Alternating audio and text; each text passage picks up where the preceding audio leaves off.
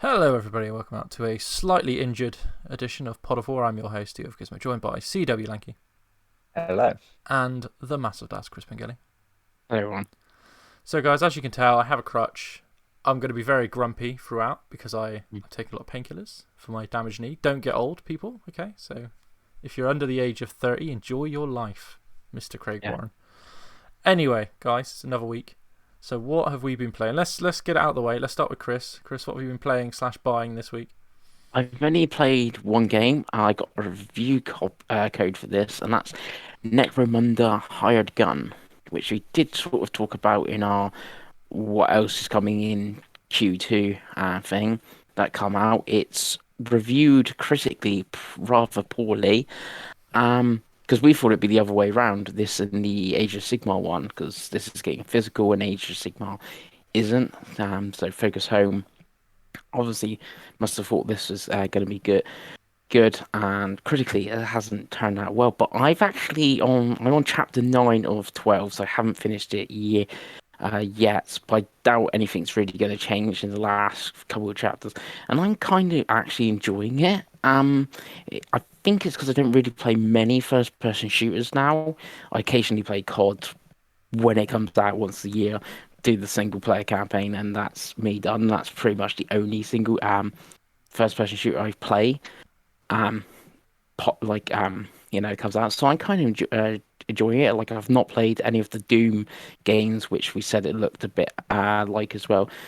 So like the issues are like it's coming up with, like the frame rate and stuff like that.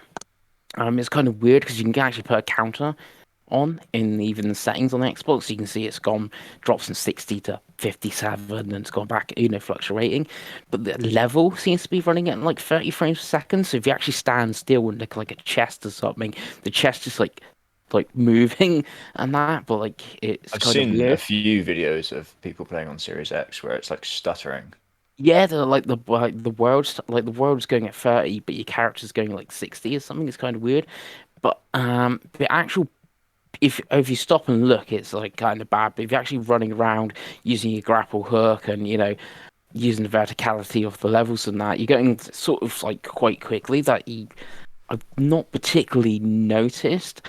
And then the other issues of like the NPCs, like your fight, they look a bit like like in the Bethesda, like Elder Scrolls games, like the NPC characters and the Fallout characters, they look a bit like that. They look like all like really generic, kind of bad. But if you're just running around shooting and that, I'm having a fun sort of time just running around blasting things. The story's a bit nonsense and that. It's just a bit of silly fun, is how I would put it. Right, it reminds me sort of like those late original Xbox, like those early 360 first person shooters, like the random ones, like Frontline, Field of War, Black Site, and stuff like that, which you don't really get anymore. And I think that's what it's trying to be, like those B tier games that you used to get back in like the day, which you don't really get. You neither get AAA highly polished games, or you get indies. We obviously get high quality indie games. It's trying to be like that B tier game, like THQ are pretty decent at that. This is what it's trying to be, I think. It's just it's got some obviously issues, so they can patch it and address it. I think it actually would be a decent game, but yeah, that is the only thing I've been playing. So is it a What's case of they that? could have just held it off? It would have probably been better if they'd held it off for a couple of months. Yeah, if they held it off on that, because I don't, unless there's something like we need to get it out because losing the Warhammer license, or some financial thing. Oh, we promised investors we would, make this amount of money by whatever month or something. So I can only think that's why. Because if it like give it a bit of patched, a bit of a bit more polish, I think it would be fine. Because the gunplay and that's fine on it. You got like your dog and stuff you can use. You can upgrade your character. You can do like side mission bounties and that. So it could be like a decent amount of content. There's no multiplayer though. Sort of thing. So none of that. I can only imagine how bad the multiplayer would be though on this. Christ. Mm. But does it make you want to play something like Wolfenstein 2 or Doom Eternal, some like actual decent first-person shooters that are modern? Just to kind of, you're saying you're enjoying running around shooting things. Yeah, Play ones that are actually, feel yeah. like they're a much more polished, much higher level of game. Yeah, possibly, but obviously, like, we look at this year. Hopefully, we get Halo Infinite, which should be a first-person shooter. I'll mostly end up playing COD. Actually, be like the one of the years that I play the most first-person shooters for quite a um while. Because obviously, Battlefield 6 looks like it's going to be a showcase. I think it's this Wednesday or something for that's mostly coming this year. So it's going to be like quite a few first-person shooters year, which you said some of them are obviously going to hopefully Halos of decent quality. Indeed. Mm. So the answer to Craig's question was no. You're not playing Doom. Basically, that's what you Or wanted. Wolfenstein. It's Yeah. okay. It's okay. So Craigo, how about you, buddy? What have you been playing these last 7-ish days of our lives? So obviously played a little bit more Knockout City. Still enjoying that and carrying on that up to level 50 odd now. I think that's something Yes. like that. So that will be a continuous thing now, I'd imagine, for a while. And other than that, I've just played a couple of indie games. One of them was one that released straight to Game Pass. I think it's some sort of Xbox exclusive. It's either timed or a exclusive. That's The Wild at Heart, which came out a couple of weeks ago. It's kind of it's a weird one. It's kind of like a game where you control your minions, It's kind of like I think the Pikmin Pikmin games and and the Overlord, Overlord right? games. Yeah. Yeah, Yeah. but a much kind of more indie version of that. It's got kind of a really cool kind of like hand-drawn graphics to it. It looks, if you picture in your head what like a modern indie game looks like, it has that sort of like look and aesthetic to it.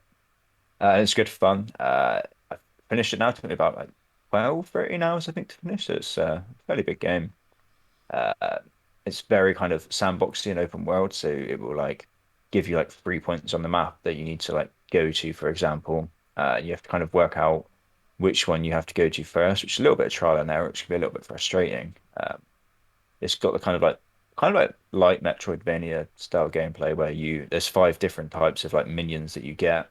Uh, they have different abilities, obviously, and you'll be walking around the map and you'll be faced by, I don't know, some giant crystals in your way. And you'll be like, oh, I don't have the minions that are able to destroy these crystals, so I have to go a different way. And then later on in the game, you get those minions, you go back, you can just destroy the crystals and actually go down that path. So it's a little bit of trial and error trying to figure out, right, which one of these 3 locations am I meant to go to first, which can be a little bit frustrating, but it's a fun, very kind of chill, relaxed game with very kind of relaxed, chilled music as well. So that was good. Another good Game Pass indie. And other than that, all I've played is I've started. I always get the name of this wrong. I think it's just called Observation. Yeah. Observation. That's Yeah, it. I because I always saw think you it's playing this one, and it's leaving Game Pass soon, so I do it want to play it. is. That's And why I'm playing it. I know it reviewed when it originally went to. It was on PlayStation first. It's a PlayStation Time exclusive. It reviewed pretty well, so I've always like wanted to play it and never got around to it. But obviously, seeing it's leaving on Game Pass soon, I'll have to get to it as well. Yeah, I'd imagine it'd be in the middle of the month. Like they tend to Mm, drop some at the start of the month, then that will leave at like the 15th, let's say, and then the 15th they announce more that will leave at the end of the month. I think that's how they normally do it. It's kind of an odd game where you play as it's basically set on like a spaceship, or like a space station is probably more of a accurate term. But you don't really play as a character. You play as the AI of the space station. So you're kind of the way you kind of engage with the game is you're kind of moving the cameras and you're operating like your OS and your memory unit and that sort of thing, and you engage with the kind of the humans through that way. It's quite cool, quite kind of unique. Um, so yeah, it's quite good fun. It can be a bit kind of hard to figure out exactly what you're doing sometimes. That's probably my one criticism of it. I've had to use like websites that provide like hints because sometimes you're just there thinking like because it's like it's not your standard game that you would normally play. You're there thinking, well, how on earth do I like progress? What am I meant to be doing right now? But yeah, it's probably about halfway through, I'd say. I think I looked and it's about 6 hours long or something like that. So um, yeah, I probably would have finished that hopefully by the end of this week before it leaves Game Pass. Nice. And And as you that is get it for ever me. closer to your 2000K as well, which will be I think you're a couple. I think you're about 2000. a couple of 2,000, 200,000. You need right. You were looking for Game Pass. My brain's completely just riddled with painkillers right now. Yeah, What I'm trying to say is I think you're not too far away from 200,000, and that's what I'm trying to say, Craig. I think that's Chris. That could be Chris. You mm, both look Yeah, alike, yeah, so yeah. it's maybe I'm about 150,000. Craig? Am I just Yeah, yeah. making Yeah, shit I up? think say I'm- Craig. I think Craig. I'm on Maybe. 138 or something like that. So Yeah. yeah, I'm a I while know I away from noticed that you were 2,000. close to a Mm. milestone, so that's what I'm trying to Mm. say. But as you can tell, very strong painkillers in my system right Yeah. now. So if I just pass out, that's why. Nice, Craig. So with Wild at Heart, obviously you haven't played Pikmin, so Nope. it would be interesting one day if you were able to play one of the Pikmin games. I think you would kind of dig them from what you just said, because it's basically Wild at Heart That's but with way more Yeah. polish.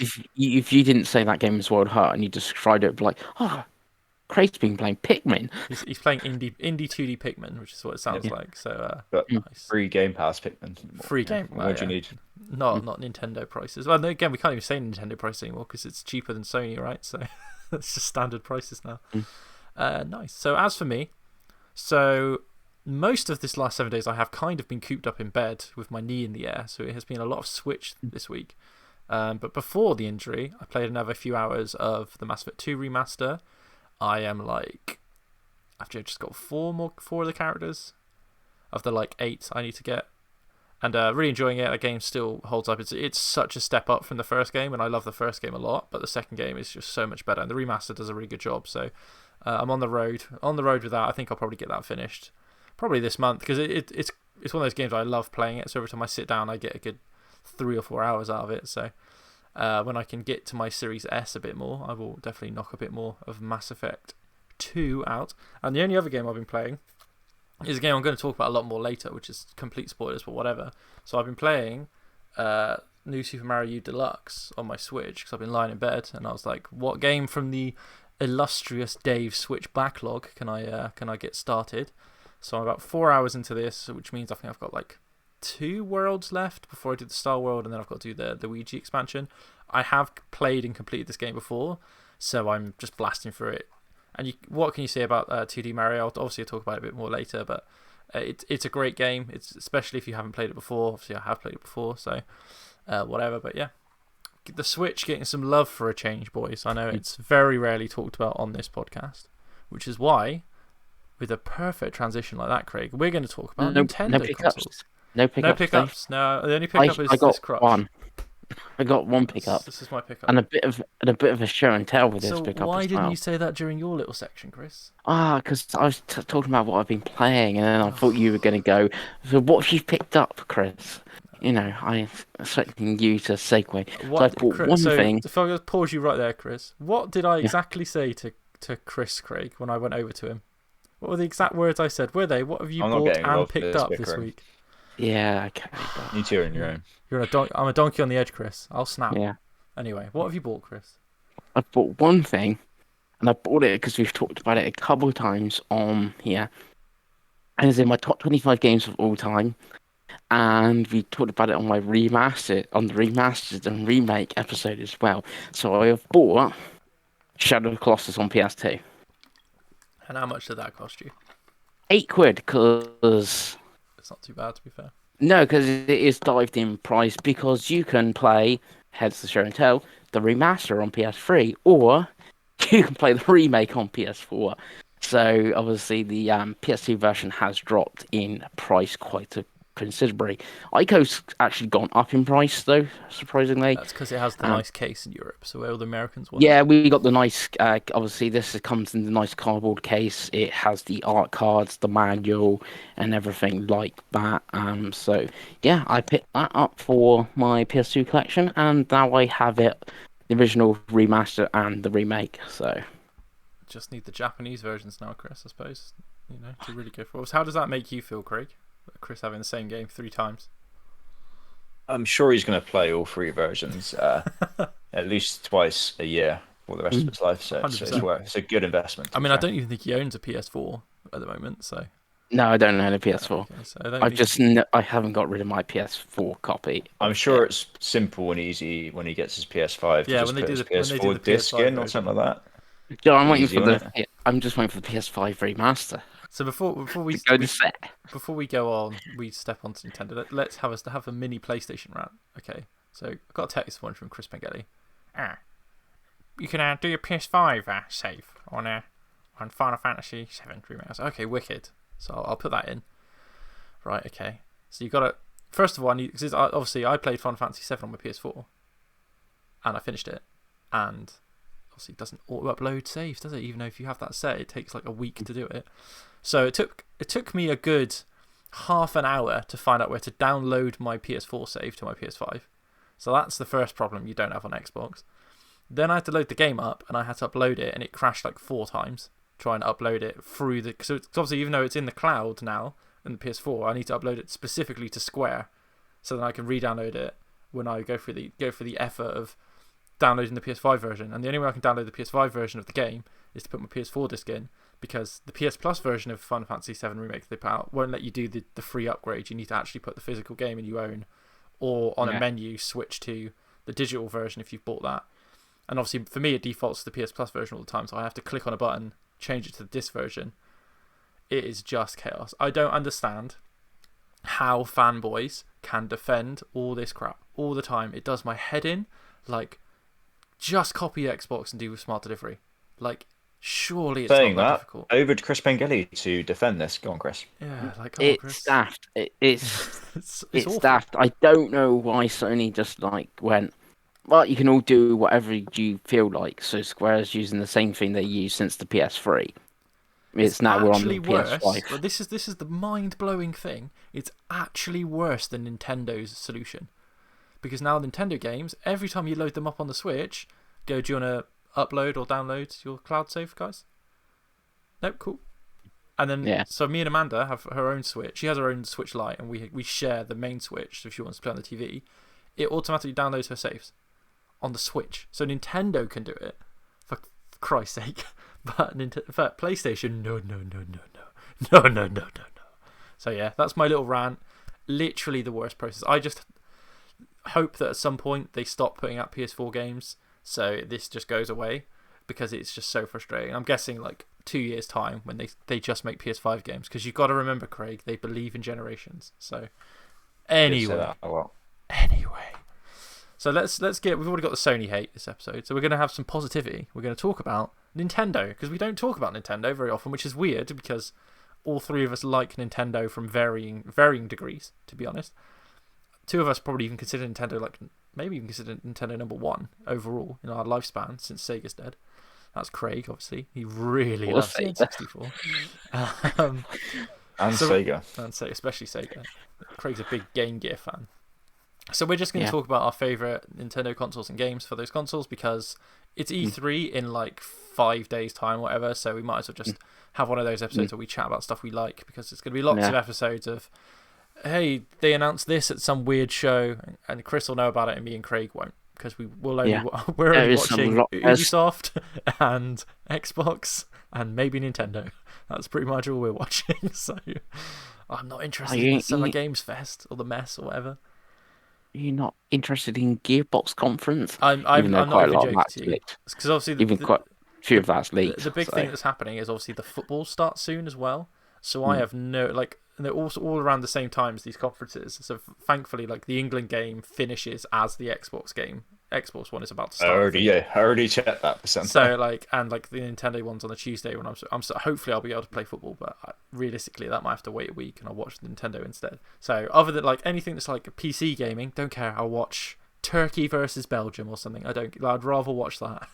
To be honest with you. So we've got Wales and Scotland to watch as well, right? So I also think like there's only so much E3 you can watch. I know this means nothing to Chris Pengelly, but after like 2 hours of CGI trailers of games that we're not going to get for I would not mind 2 if it years. was just E3. It's just that now that it's not just E3, it's this Summer Games Fest thing, which is refusing to be E3, but it is E3 as well, and that's got its own set of announcements. It's like, and then you got like Evolver on at E3, but they are doing an E3 conf. Like it's not an E3 conference, but it's an E3 conference in the next couple of weeks in July or something. There'll be an EA Play probably soon. EA Play's late July. Yeah, so isn't Jeffy Grubb doing his own show as well? Yeah, he's doing his is like a mild piss take that was in it called the Summer Games Mess instead of the Summer Games Fest. That's and obviously Kind of Funny did one a couple of years ago, didn't they? Which was their own. But it's like, I'll watch it. I'll put a streamer on when the football's not on, and I'll just catch whatever. And obviously, we'll do a show. We'll do a couple of shows next week. We'll probably do. We haven't talked about this. In my opinion, we'll probably do the Xbox rundown. We'll probably do the Nintendo rundown, and then we'll probably do the rest. because That's the rest. Yeah, even that makes Ubisoft, sense. like, we know what they're showing because they've announced Well, today all the stuff they're showing. yeah, they two things today. Like Prince of Persia is now next year. That game went from January this year to sometime To be fair, next that year. game is being made in India, which is one of the Mm, most hit COVID areas in the world, so that's yeah, not a And it surprise. looked awful And it when looked they showed terrible. it. So And then obviously they- Rainbow Six is now called Extraction, which is a much better name Yeah. than Quarantine. So anyway, E3 stuff aside, this is all we're going to talk about for the next month anyway. So so we're going to talk about Nintendo today. Obviously the Big N. It's been around. We're not going to talk about our history with it because I can't sit here and listen to Chris tell me how many times he's bought like the same console, like 12 times, and Actually, like, with Nintendo. like the Chris Bengali show and tell with this yeah, Nintendo we console. could be sat here all day saying how many GameCubes Chris has bought and sold and the Wii's and all this stuff. So I still own technically my launch GameCube. sort of technically, okay. So we're gonna start this off with Chris. Let's just get Chris done out of the way because it's gonna be chaos, and then we'll go to Craig, and then I'm the last one because I'm clearly gonna be the most controversial favorite console for Nintendo because whatever. So Chris, tell us all about the GameCube because that's what you're gonna be talking about. So the GameCube is not just it is my favorite console of all time. I own two of them. I own obviously an English one or European, however you want to say, which is a Resident Evil Specifically edition, English, or Resident Evil PAL one. That's what you want to say. a PAL, yeah, a Resident Evil 4 edition, and I have a Japanese one, which is bog standard purple, so not exciting in terms of color there, because you can get some real nice ones from Japan. I own 116 games, I believe, for my GameCube, which are about That's 20 physical, are Japanese. just to let you know that, Craig. Yeah, and about 20 of them are Japanese, and the rest are European, which obviously has some ridiculously expensive stuff in it now, like my Fire Emblem. Yeah, it's just a fantastic console. It's the console that got me into Nintendo, because after the Dreamcast and that, I was like, oh no, my poor Sega. What am I going to get instead? So I bought GameCube. It's the first time I really played Nintendo. So it's like first time I played Ocarina of Time was on the GameCube, because it came with Wind Waker. So it's the first time I played that. Obviously like 3D Mario and Mario Kart Double Dash, stuff like that. And obviously, and then I went back to other Nintendo consoles after that, and like looking at some of my favorite, like Soul Calibur 2, it's a great fighting game on there. You get to play as Link as the guest character on the GameCube. I used to play like that all the time. Sunshine. You got some like weird stuff like Eternal Darkness, which is like a great sort of like survival horror, which is really underrated. The problem it came out I think it was the same day or the same week as Resident Evil Remake. So everyone no, we're just going to play Resident Evil Remake, which obviously is fantastic as well. Then you obviously got Twilight Princess, which obviously went to the Wii as well. But obviously on the GameCube, you can use the controller, and Link is left-handed, like he should be, not right-handed, like on the mirrored version. On the Wii, Metal Gear Solid Twin Snakes, which is a remake of the Metal Gear Solid, which a lot of people don't like. I do quite like it because it made it easier because it was in the Metal Gear Solid 2 engine. So some of the boss fights basically went in first person and just shoot, and yeah, it made it ridiculously easy. Obviously, Smash Bros. Melee, which is still the best Smash Bros. Game. It plays the best on that. Obviously, the new one on which has obviously got a bigger roster, but Melee still plays the best, and that's what it's about. When Smash Bros. About that, gameplay in over roster. Resident Evil 4, which obviously is like a classic sort of thing, but obviously went to other consoles, like on every console in the history of stuff. But obviously, it was a GameCube exclusive originally. That was great. Is it on the Stadia? No, it's not on Stadia. It's like not on Stadia Shame, yet. innit? Or the Wii U, Shame. sadly.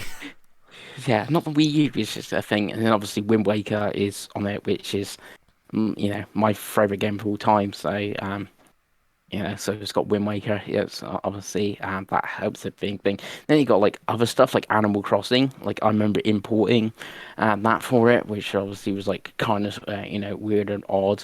And then you got things like Paper Mario Thousand Year Door, which Mario RPG, we still hasn't been bettered yet. For it, Double Dash is my favorite Mario Kart in my thing. A lot of it again, like could be being a nostalgia, being like my first Nintendo sort of like console. But yeah, and then like even RPGs like Tales of Symphonia is really good on it as well. If you want a JRPG, which just weirdly came out the same day as Metal Gear Solid Twin Snakes. That was a great day for the GameCube. So if I was going to tie you down, Chris, to a top three, because I would say five, but you could be sat there for an hour trying to figure out. If I were to tie you down off the top of your head, favourite three games on the GameCube, what would they be? Wind Waker, Resident Evil 4, Melee. Nice. And obviously the GameCube. GameCube's a funny one because it's up there for me. It's not my favourite, but it's close. It's very close. I didn't realise that it was your first Nintendo. I thought you'd had it. I thought you were older than that, Nintendo wise, which is interesting. Well, yeah, I had like a Game Boy, but yeah. You toyed, but you hadn't. Was like hadn't jumped with in. like you had Pokemon, you had a Game Boy and everyone Pokemon. had Pokemon at the time. At least And, even Craig played Tetris Pokemon at the time. Craig. That sort of thing. But yeah. So the GameCube obviously is pretty old now. It's one of those consoles that weirdly Nintendo doesn't tend to use a lot of that content.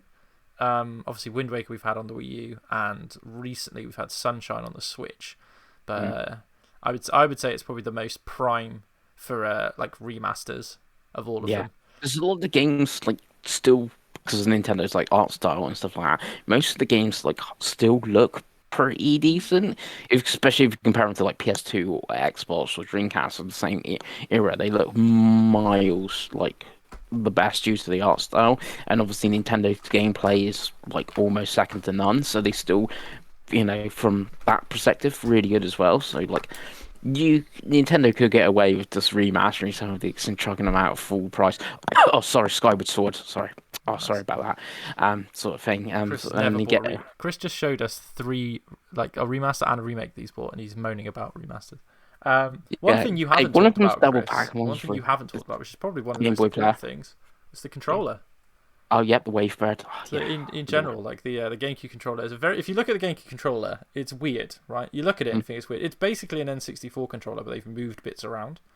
I personally love this controller. This is one of my favorite. It's one of the best controllers. Yeah. Some of the just listen to that. That is how you do triggers. And the Wavebird was one of the first good. It's probably the first good wireless controller. It's bulky as all hell, which is hilarious because it's got a big old battery pack on the back. It had no vibrator, I don't think, because that would screw the frequency, Craig. And anyway, so yeah, great.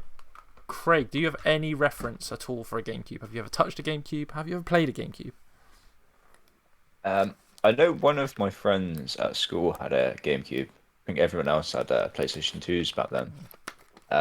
And we did used to go around quite a lot and play like multiplayer stuff on his GameCube. I remember playing a lot of Melee, like Chris said. I was having a lot of fun playing Melee. And I also believe we played a lot of...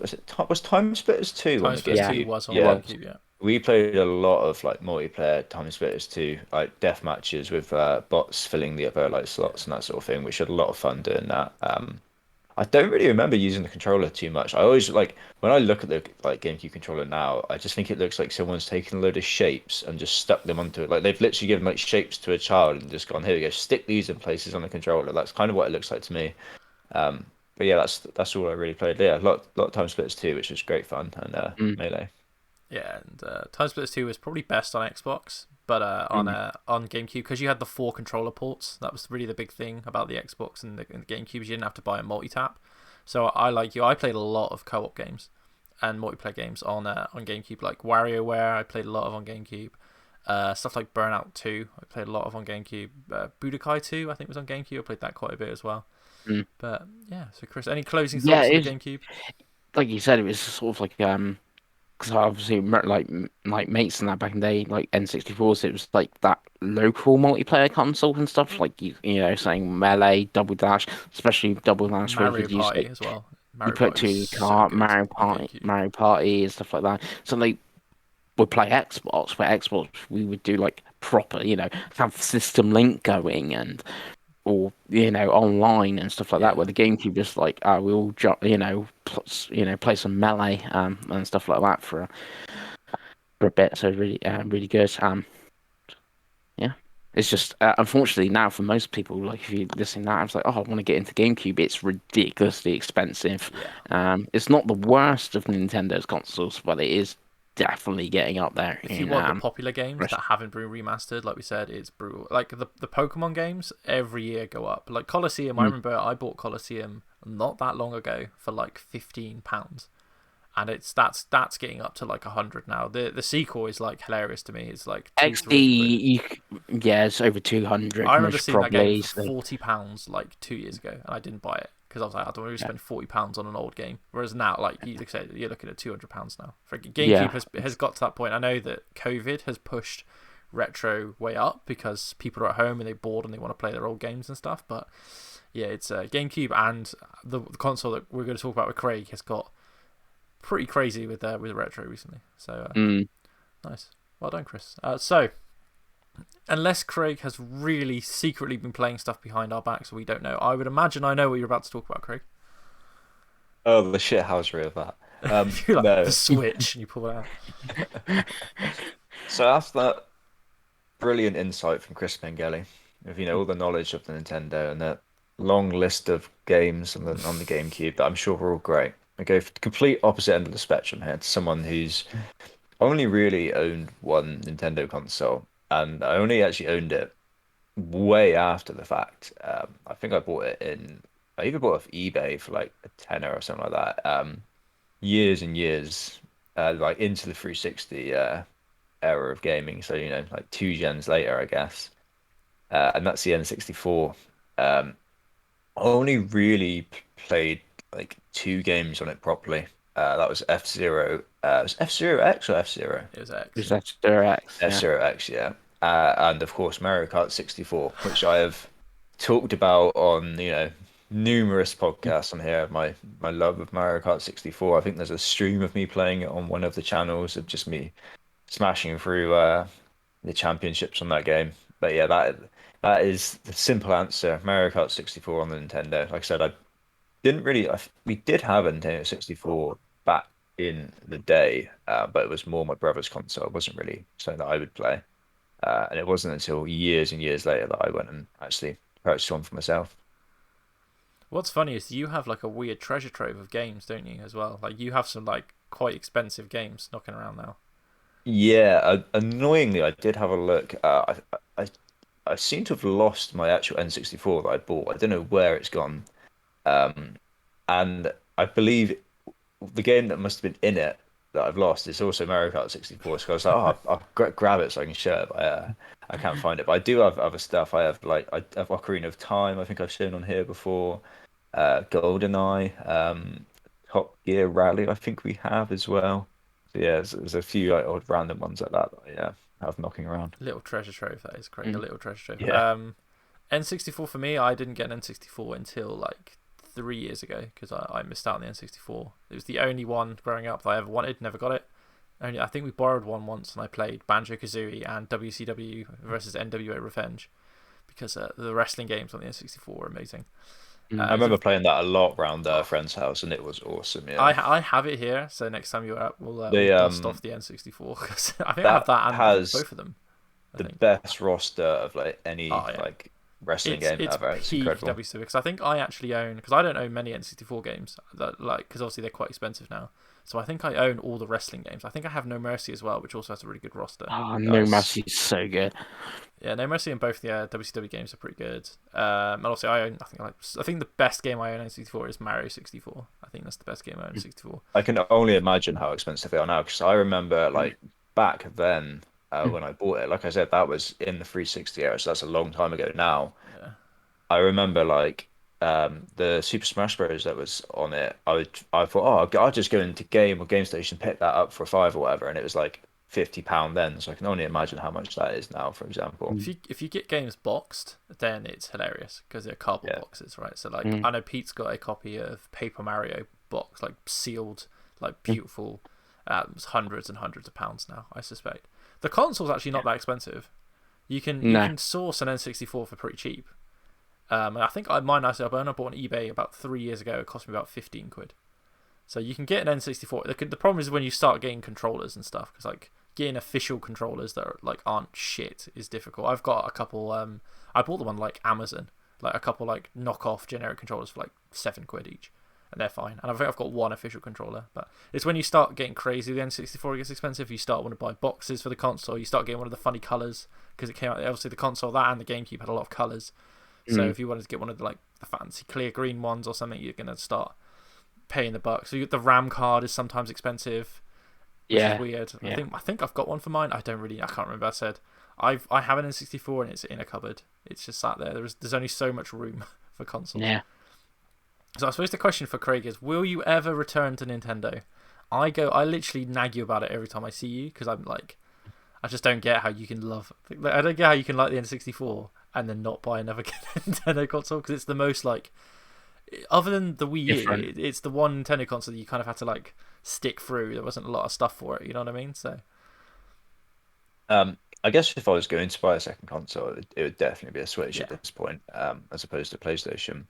But as I did learn last gen, you can have two consoles, but having the time to actually play them, especially the beast is Game Pass. Like, I'm always going to play stuff on Game Pass first, as opposed to buying stuff. You know, if I get the choice of buying Pikmin 4 or 5, whatever, on Nintendo for £50, or playing The Wild at Heart, I'm going to play The Wild at Heart on Game Pass. So yeah, it's one of those. It's more a thing about time as opposed to not really wanting one. The thing for you, I think, is one, if you ever get a girlfriend, that's the console that you'll get, because if you want to play a game with a significant other that doesn't game, you get Mario Kart. You know what I mean? And two, probably like I could see you in your own place, and your mates are coming over. I need something to play. Let's just get the Mario Kart machine out. You know what I mean? That's the reason that we've always had Nintendo consoles in this house. Is whenever I have people over, no one's interested in playing the Xbox or the PlayStation. They don't care. They're like, cool. When are we playing Mario Kart? When are we playing Super Mario Party? When are we playing WarioWare or stuff? Right. So I could see it happening. One day there will be such a deal, and there'll be like a little gap. There'll be like a month where Game Pass doesn't announce anything that interests you at all. You'll be bored. You'll be sat there. I'll be the little devil on your shoulder. You'll be like, Craig, Black Friday deal. Get the Switch for £200 and like 8 games. You don't have to buy any more. You just buy Yeah, Mario Kart. there was You don't one need of any more games. those not that long ago, the Black Friday deals, and it was like I could have got one for like 180 or something stupid like that. But even then, I was like, it's pointless. Mm. If It's the only problem. we could One be of the as real frugal as Craig. problems, I think, is the cost of like the games. Is Nintendo games, they never go down in price. Like Mario Kart 8, like you said earlier, was like sold 44 million, yet the game's still like 50 quid RRP. Yeah. And that's like the real problem sort of thing. Is like, great, you can buy a Switch pretty cheap, but it's like, I think you said, do you buy Mario Kart for 50 quid, or do you buy a year's sub of Game Pass or that? Mario Party, not Mario Kart, Mario Kart 8 is mostly going to be the better thing, but the value and the quantity and stuff, and you're going to have quality mixed in. It's the value proposition, isn't it? Yeah, I think the Switch is more a gateway drug than anything, because I think you can justify 50 quid on something like Mario Kart if you haven't played Mario Kart for a while, because you'll get 50 quid. Like, if I were to give Craig a Switch and Mario Kart, he would easily get 50 hours on that spread out in his lifetime, if that was the only game he had. Because you could play, you could play an hour, you play an hour in bed every night, couldn't you? Like, it's one of those games. They're that type of games. It's when you start going, do I really want to buy Breath of the Wild when there's all these games on Game Pass that are single player that I want to play? I think the Switch only works for someone like Craig, I think, if it's a party machine or it's I'm playing it in bed. Like, that's the well, right now. Even if you're not going your Xbox in your bedroom, so it's like and even if you've gone beyond Game Pass, you like Breath of the Wild, like, okay, like critically, it's a fantastic game, but like you could buy, it's an action RPG, you could buy Valhalla for like 20 quid now, sort of thing. Exactly. Okay, it's not as good, but it's 20 quid and it's still a decent game. So it's like, well, I'm going to get that instead. One day I'll get what I want, and Craig will get Mario Kart, and we can play it every night. One day. Yeah. That's all I want, Craig. That's all I want. So that was N64. So we've had the N64, and, Craig's love of Mario Kart 64. I will say as well, every time Craig comes to my house, he plays Mario Kart 64. Without fail, all the way through at least once. It's hilarious to me. I think I've ever played it. I don't think I've ever played it on my own machine. I think That should be like the stream next time is you playing it, me like trying to coach you to the well, I winner think we side. could. I think because I think before we didn't play because I hadn't had a controller charge, but we could have totally have played Yeah. 2-player last time. Next time. Anyway, what was Craig playing it on? Because we can go to me now. So my favorite Nintendo console, and I mean this as well. Like people were going to be like, "Oh, you're such a hipster." No, I genuinely mean this. My favorite Nintendo console is, of course, the mighty Wii U. Now, the Wii U is a funny one, right? Because mine here somewhere. Chris is like caked in dust, probably. So the Wii U is one of those things, no, right? It's I got it. I have. just look at that. Oh, don't like mine's set up. Like mine's always set up on the stand. It's a bit of a meme, right? Like the Wii U was crap, but it's very much a time and place thing. So set the scene for you guys. So I love the GameCube, like Chris, love the GameCube. Didn't really play the Wii at all, really. Like my brother had a Wii. I think everyone's parents had a Wii, right? That was the thing. Like I was at uni, so I could only either have a Wii or a 360. I chose the 360 every time. So I was at uni. I was Craig. I was like, what is the point of me getting a Wii or a PS3 when I've got my 360? My 360 is what I want. I'm just going to play Gears and Halo until I pass out and die, and then go out and get drunk. That was university for me. But the Wii was always there at parties. Every time I went to a party, it was a GameCube, an N64, or a Wii. So I had a little. So the Wii was always there, but it was never, it was never something I bought. So fast forward to I think maybe 2011 to 2012, the Wii U got announced. The Wii U was announced as this. Right, we're going to give this back to the gamers. This is a HD console. It's got proper controller buttons, and for someone like me who's always loved Nintendo but didn't like the Wii, this was like, oh, brilliant! This console's going to be everything I wanted to be. I 100% agree because, like I said, I loved the GameCube, and all I wanted from the next console was basically a 360 or PS3, not not the Wii. I wanted a HD GameCube with HD GameCube games. Give me like Sunshine in HD and that. So I totally agree. And that's basically what the Wii U became. Just probably 2 years too late, if we're honest. Mm. So 2012, start dating my girlfriend. So we were really into Nintendo together. So that's always that. This is the really like lame, the lovey shit. But we were into Nintendo together, like for the start of our relationship. So I was really excited for the Wii U, and she got herself a 3DS. So that's always like a little bit why it's my favorite. But so me and my friends were like so hyped for this console. I watched everything because this was like the first console where like YouTube was a thing, which it makes me sound like I'm 1,000 years old. But really, all of the consoles that launched before were 05, 06, 07. YouTube wasn't really a thing. If you wanted to get information, you had to download trailers from like GameSpot or go on like GameTrailers.com and stuff like that. So this was like the first console where there was podcasts coming out, there was YouTube videos coming out, hyping it up and all this kind of stuff. So, the signs were there that it wasn't going to do well, but I didn't see them because I was excited. So, I bought one at launch. I own like, I think about 60 to 70 physical games for it. I've never sold a Wii U game. The Wii U games have always been around. And I liked it. It is basically what Chris described. It's basically HD GameCube. So it's not as popular as the PS3 or the Xbox 360, and it was never going to be, or the consoles that came afterwards. But it was Nintendo's first foray into HD. So with that, you had obviously the Wii U gamepad. It was basically a DS, right? This was the bottom screen of the DS, and the TV was the top screen. That's basically how they positioned it. No, it's an add-on for the Wii, isn't it? Yeah, I don't. So it has 2 sticks, triggers, which is what I wanted, right? So like launched it, I played Call of Duty on it, and it was good. It was the same as the 360 version, just didn't have that much DLC. Still has a lot of players now. It's a Black Ops 2, was the one I played, loved it.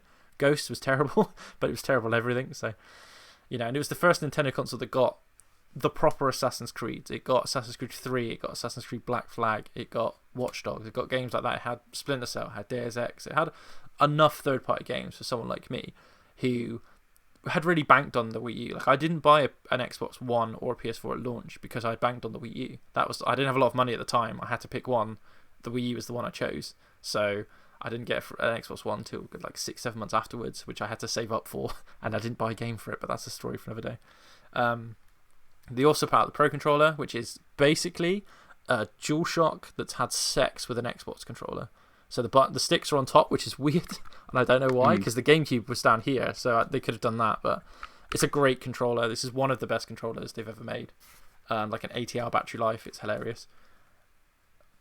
And then, of course, They were the games. So before I talk about the actual games on the Wii U, and you're going to see very quickly the problem with the Wii U's legacy, with like the 5 games I've got here. You'll be able to spot something. Even Craig will be able to spot something about these 5 games. But the biggest thing about the Wii U, and which I alluded to earlier, spending some time with Mr. Craig, is the Virtual Console. So this is the first console I had, a Nintendo console I had with a Virtual Console on it. What the Virtual Console is for people that just like Xbox and PlayStation is basically Nintendo's digital store for their older games. So on the Wii U, you can download NES games, Super Nintendo games, N64 games, Wii games, TurboGrafx 16 games, DS games, Game Boy Advance games. So you could play all this whole gamut of games from generations gone past, some of which, as we've talked about, are very expensive now. So, for example, Mario Kart 64, which I literally bought for Craig to play, cost $7.99. There you go. So it's cost me $7.99. It's HDMI out. It looks clearer. I know some of the older games have like a bit of a weird emulation. The N64 games look absolutely fine. I can save state if I wanted to. So if I wanted, if I get stuck on a cup, I could save state and come back. I could be that guy. Like, I haven't told Craig that because he could have done that loads of times when he's doing the Bowser Castle.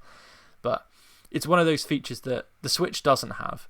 The Wii had to an extent, but the Switch doesn't have. So it's one of those. We had a really good, like, I didn't use it at the time because I didn't really use my Wii, but when like the Virtual Console was like getting closed on the Wii online store, I had a look to see what was on there, and there's actually like the NES, TurboGrafx, Mega Drive, really good, and like the Wii U had a decent version, had less than that, and then obviously the Switch has had less again. Yeah, and that's like, how do you go from that amount and go from less? You should be surely adding to it. The Nintendo. problem with the Wii U is the Wii U didn't sell very well, so they very quickly gave up on it. That's why stuff like that happened. I mean, the Virtual Console has still got some real gems on there, to be fair.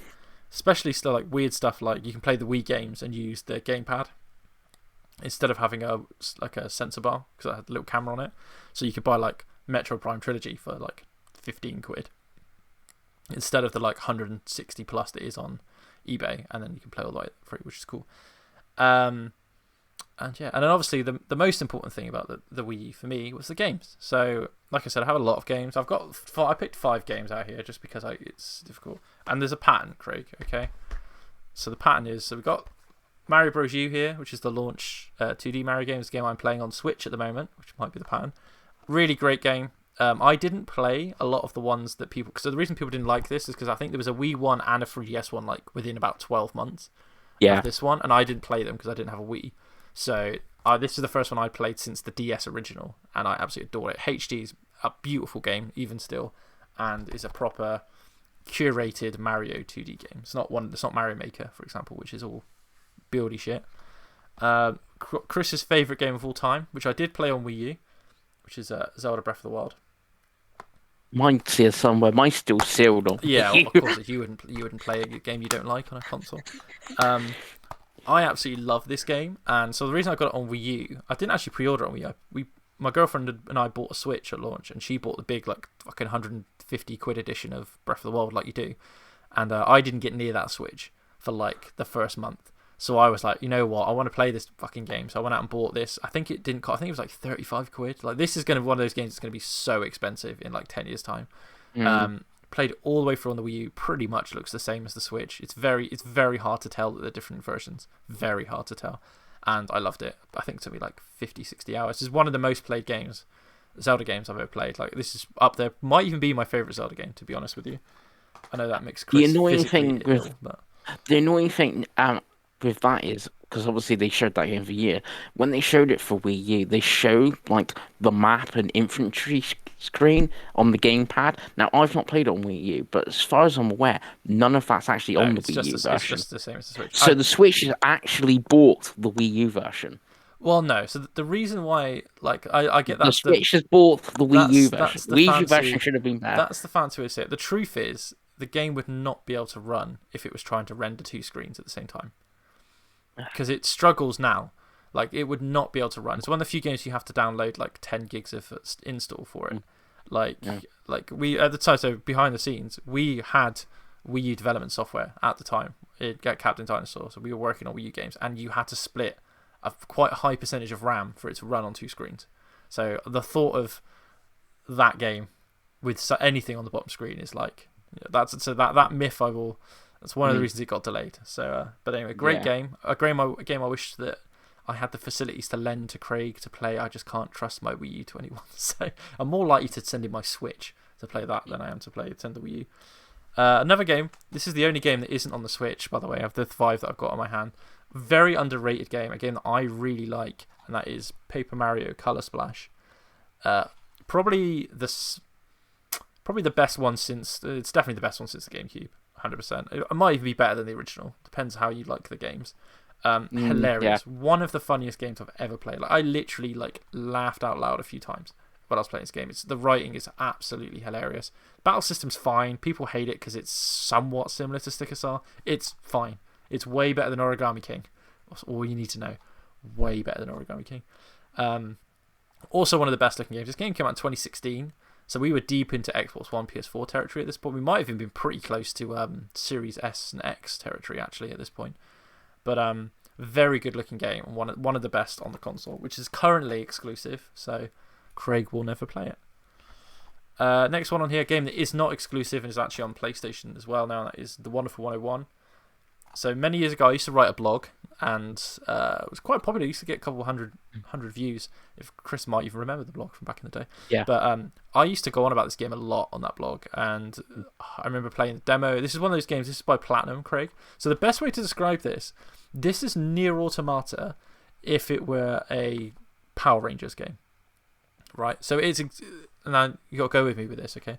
So it has the similar sort of combat, but it also does the thing that Platinum did with Nier, where one mission it's a first-person shooter, one mission it's a top-down shmup, one mission it's like isometric, and it does all this kind of stuff, and it looks like Pikmin, which is what throws people off because you have like characters and you build them into weapons. You like draw a sword, and it's a big sword depending on how big you draw it with how many people you got, and it's an incredible game. It's actually very difficult as well, which is interesting. It uses the gamepad really well because you'll drop underground because and you'll go. It's one of those, like you said, it's come to PlayStation and Switch since, and it's reviewed worse on them because the game was obviously made with the Wii U in you have mind to with the bring up a gamepad. second screen. So I have it on Switch. You have to press like a button, and it brings up what would be the gamepad screen. So there's some levels where you go into like a room and you have to like do stuff, and it shows on both.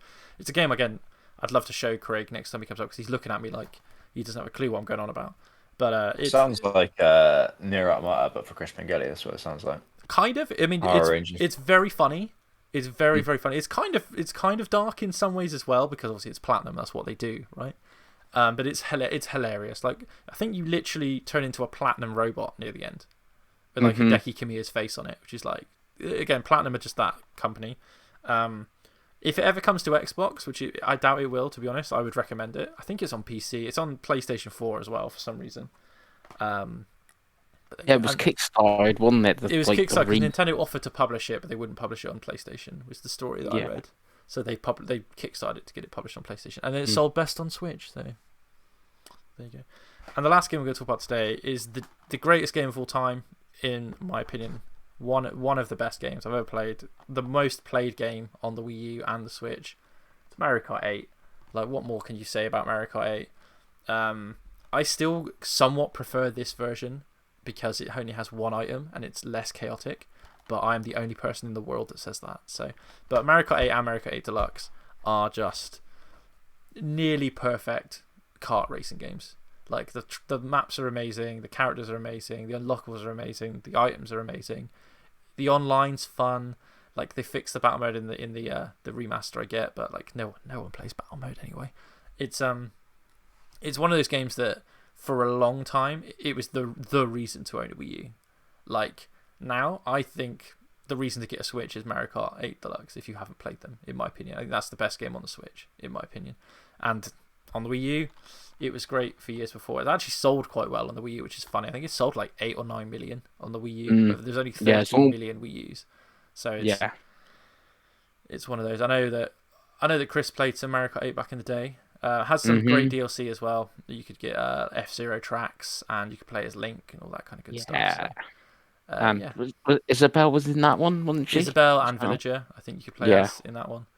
But yeah, the Wii U. I could sit here and talk about 50 games on the Wii U because it's one of those I really like consoles the Wii U as well. That's why I always like sort of take the piss out of the Switch because like you just showed like 5 great games there and 4 of them like are on the Yeah. Switch.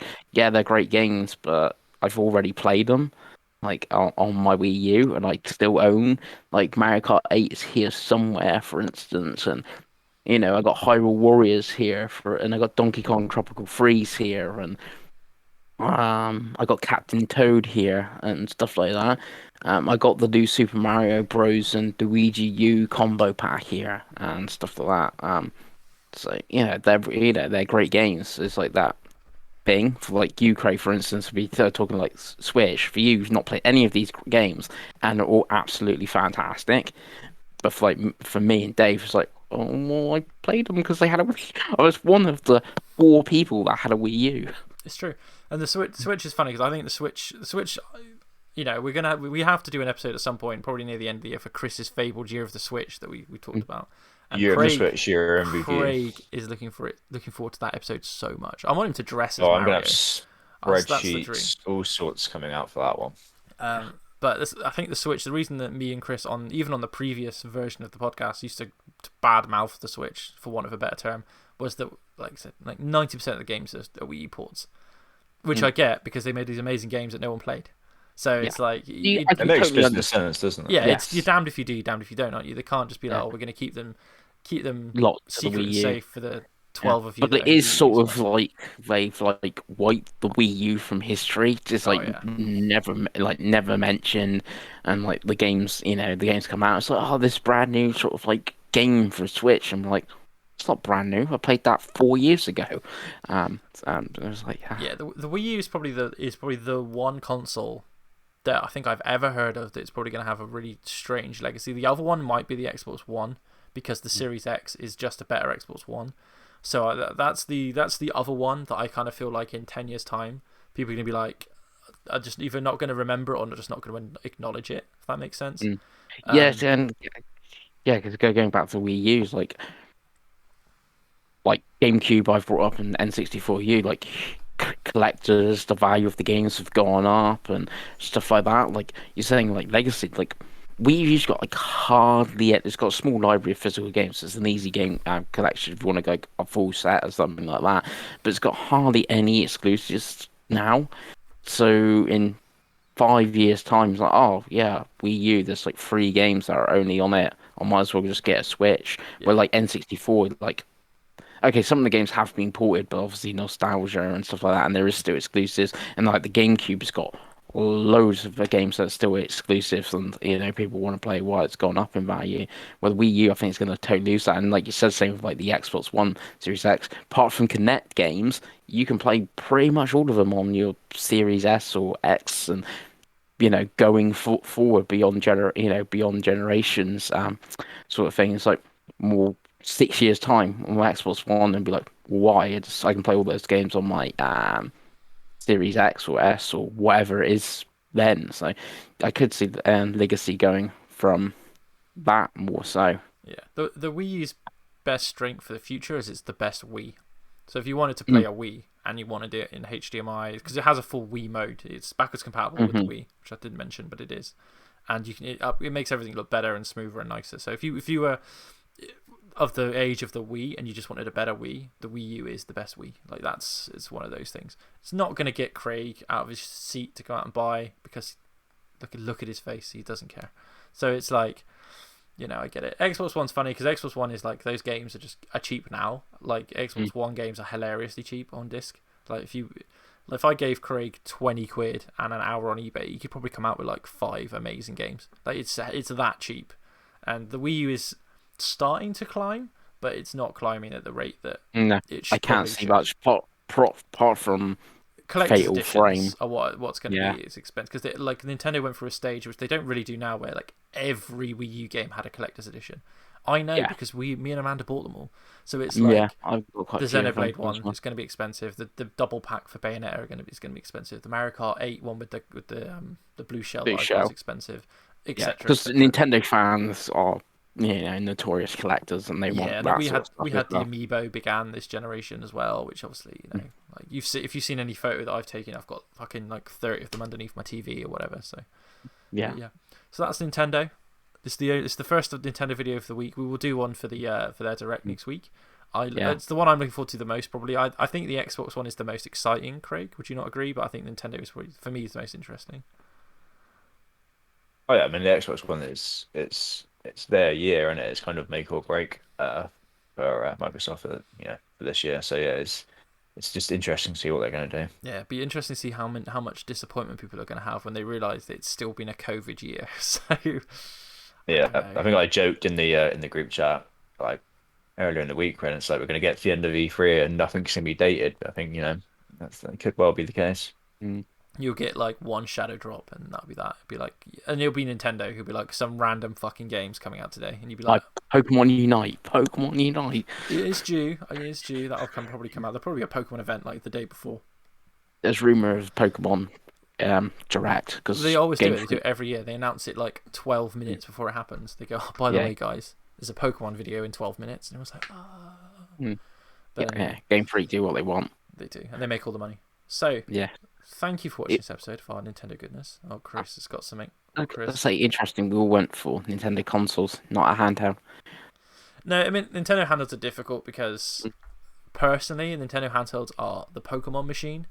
So it's like, and I said, I think Craig said he had a Game Boy back in the day and he played Pokemon for like 10 minutes or something. I think last time I had that conversation. Game Boy Color, I think, and I got stuck on the sleeping Snorlax. Nice. Look at that Poke Flute. Yeah. But, like, I've had all of them apart from the Game Boy Advance, and I love the DS and the 3DS, but I've always been a console guy. So, Mm. and I know you've owned various of all of them, Chris. Yeah. There we go. I got my new 3DS here somewhere. I think mine's over there. It still looks. I think Yeah. it's got a now very expensive DS game, and it's got Pokemon Heart Gold in it, which is probably worth like 300 quid now. So Yeah. DS Anyway. games have gone up in Oh. value ridiculously as well. it's because the kids are growing up. They're not kids anymore. Anyway, prices aside, thank you for watching another episode. This has been our Nintendo episode. We'll see you next week for E3. So brace yourselves for lots of videos featuring Craig talking about Game Pass. See you later, everybody. Bye.